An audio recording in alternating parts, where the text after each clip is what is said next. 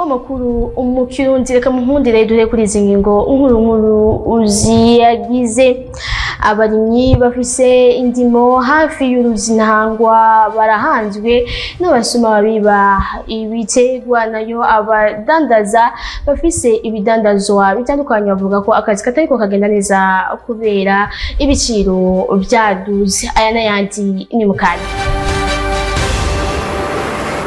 Ndasubiye kubaha ikaze nkuko nabimeje kubibabwira. Abarimyi bafise indimo hafi y'uruzi Ntahangwa barahanzwe n'abasoma bikika mukiza bagaca binyegeza mu biti byagenewe gukingira ubwo ruzi. Ale Loris Ndongotsi. Abene gihugu baba muri quartier ya Mutangano basanzwe barimira iruhande y'inkengera z'uruzi Ntahangwa mu gace bakuze kwita kurya mamine, ntibakigira ayo bacira nayo bamira biturutse ku basuma babiba ivyo barimye byose, kuko twavyiganiwe na bamwe mu barimyi twasanze muri izo ndimiro zabo. Mpapko ngaha turarima ntidusoroma, yaba amateke bayarandura hakiri kare, tukarara umukanda tukapfana umukanda mu nda, yaba iyo myumbati n'akarasi bararandura bagata. Twe turibwa cyane bivanye nuko hari uruzanuruza rw'abantu. Yego ruzanuruza rw'abantu hariho benshi novuga ko bigendagenda ataco bakora.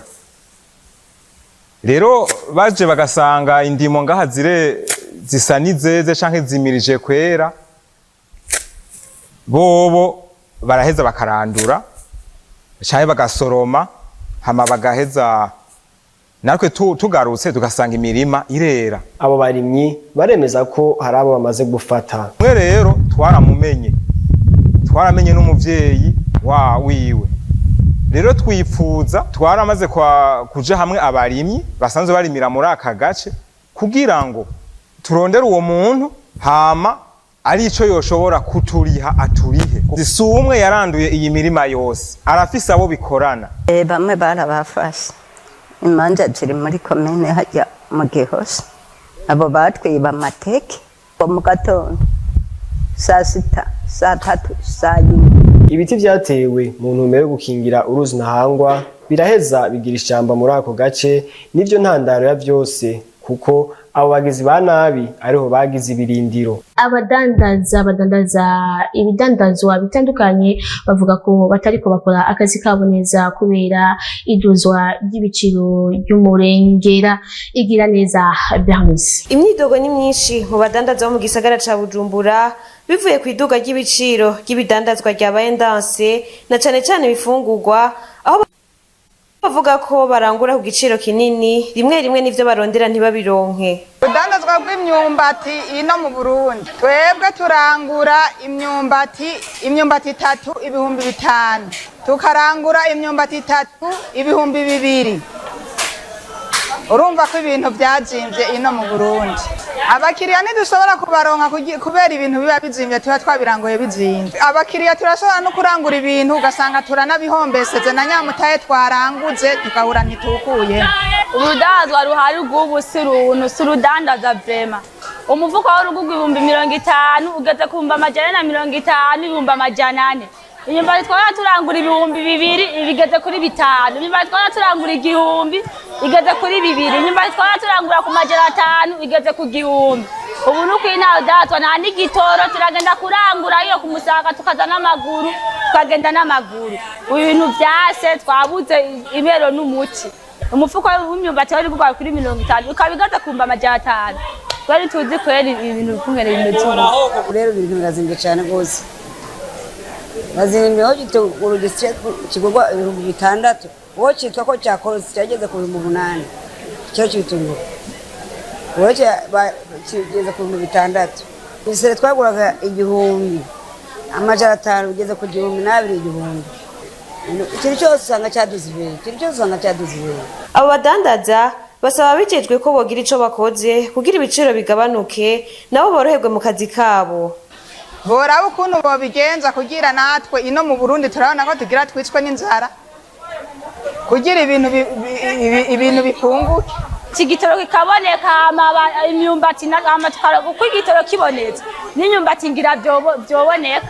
si ku badandaza gusa n'abenegihugu basanzwe ntiborohewe kuko abadandaza baca baduza ibiciro maze abenegihugu bakaca basuma bizimvye cane. Kutagira isoko y'amaganga y'inkwavu hamwe n'ubumenyi buke mu korora inkwavu ni bimwe mu ntambamyi zihanze aborozi b'inkwavu. Alain Loris Ndongotsi. Haraheze igihe umukuru w'igihugu cy'u Burundi Evariste Ndayishimiye atanguje umugambi w'ubworozi bw'inkwavu. Kubwiwe akaba yemeza ko uwo mugambi uzoterera ku rugero runini mu iterambere ry'igihugu n'iry'abenegihugu muri rusange. Abatari bake barijukiye uwo mugambi, ariko gushika ubu bakaba bemeza ko hari intambamyi bahura nazo muri ubwo bworozi bw'inkwavu. No kuvuga intambamyi ya mbere ni kwa kubura amaraso nyene, amaraso meza novuga abereye, ku buryo urukwavu ushobora kugorora mu minsi mikeya ukaba ugwikozeko.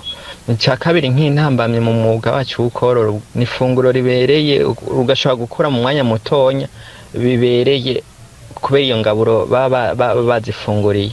Iyindi ntambamyi nyamukuru dushobora kwegeranya umwimbu w'amaganga muga tukabura amasoko yagutse yo gushoreramwo. Ubwa mbere no kubura aho dushira amaganga yazo.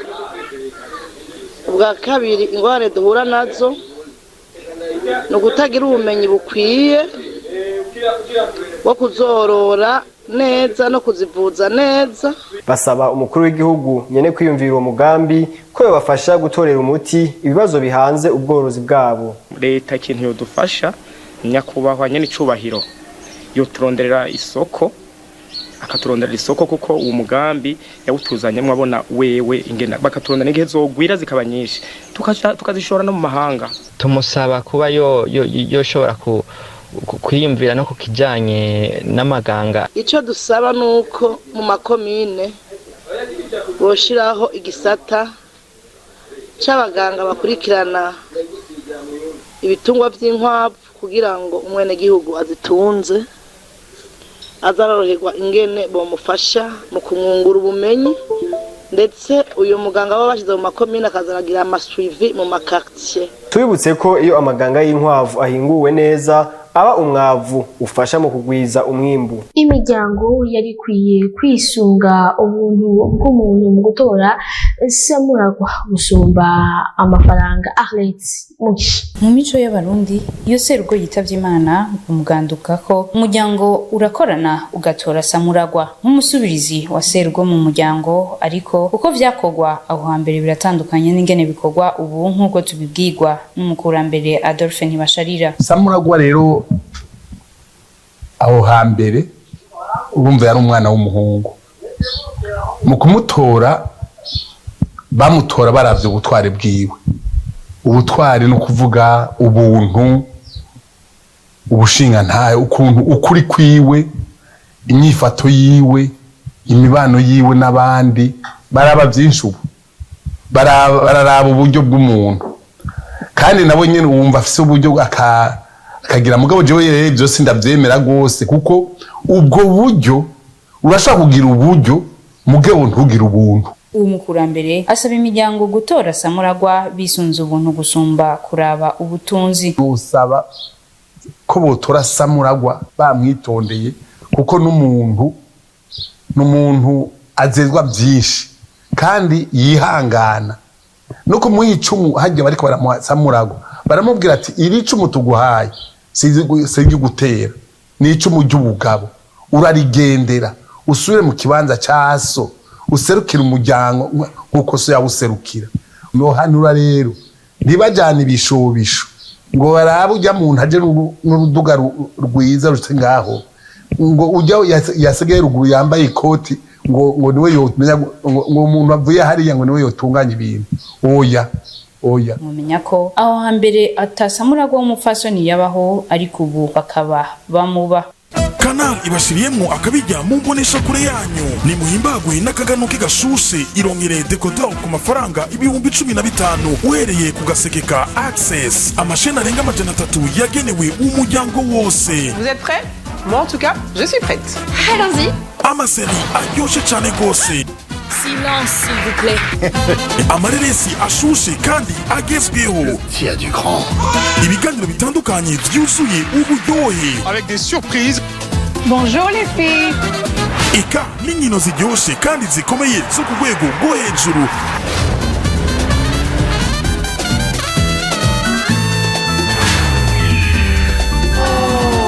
Ai, naka karababa. Reka dutandukire amakuru avugwa mu makungu dushikirizwa na Elvis Munyaneza. Mu gihugu ca Afrika y'Epfo ubukene bw'amazi meza burateye impungenge abanyagihugu bo muri ico gihugu nkuko biri mu cegeranyo c'ubushikiranganji mu mwaka w'ibihumbi 2023 ibice 2/3 by'amasoko y'amazi ntakora neza mu gace ka Amakuru hafi ya Pretoria.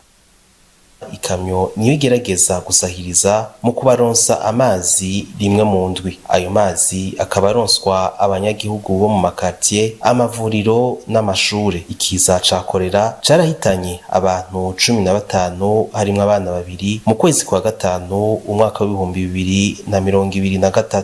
Muri iki gisagara uru rugomero rw'amazi rukaba rukenewe gusubirwamo. Umukuru w'igihugu Ramaphosa yarashitse muri ico kibanza mu kwezi kwa gatandatu umwaka w'ibihumbi 2023 aho yemeye uburyo bungana n'imiliyoni 50 z'amafaranga y'amanyaburaya. Igice c'amarobine atanga amazi akaba atanga amazi atari meza agira ingaruka mbi ku magara y'abantu. Amakuru yo hanze tuyabandanirize mu gihugu ca Kenya aho abantu 11 bapfuye abandi 200 barimuka izabo kuwa kane biturutse ku mvura nyinshi yateye imyuzure muri ico gihugu ikonona ibintu vyinshi mu bice vyinshi vy'igihugu. Nkuko ibimenyesha makuru bibitangaza ngo ibiharuro vy'abahitanwa n'umwuzure mu misi heze bagera kuri 11 aho abantu barenga 2,000 bimutse mu zabo. Muri ico gihugu abantu benshi barimutse mu gihugu, benshi muri bo bakaba badafise iyo baja, batagira aho bakika umusaya. Imirima nayo ikaba yaratewe n'iyo myuzure, bakaba bafise ubwoba bw'imvubu zishobora kubatera umwanya wari wose zishakisha ivyo zirya. Ikigo kijejwe ivyiteganyagihe muri Kenya caragabishije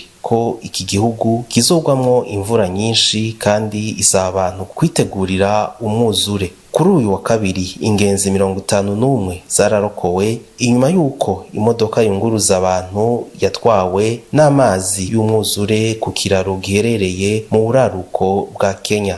Ningaho ngo bice turangeza amakuru yacu y'uno munsi kandi bashimira ubwo mwese mwako muradukurikiranya. Ashimira abagenzi banje bashoboye gutorokanya ano makuru amugiraho muba mwubahwe nawe ubutaha.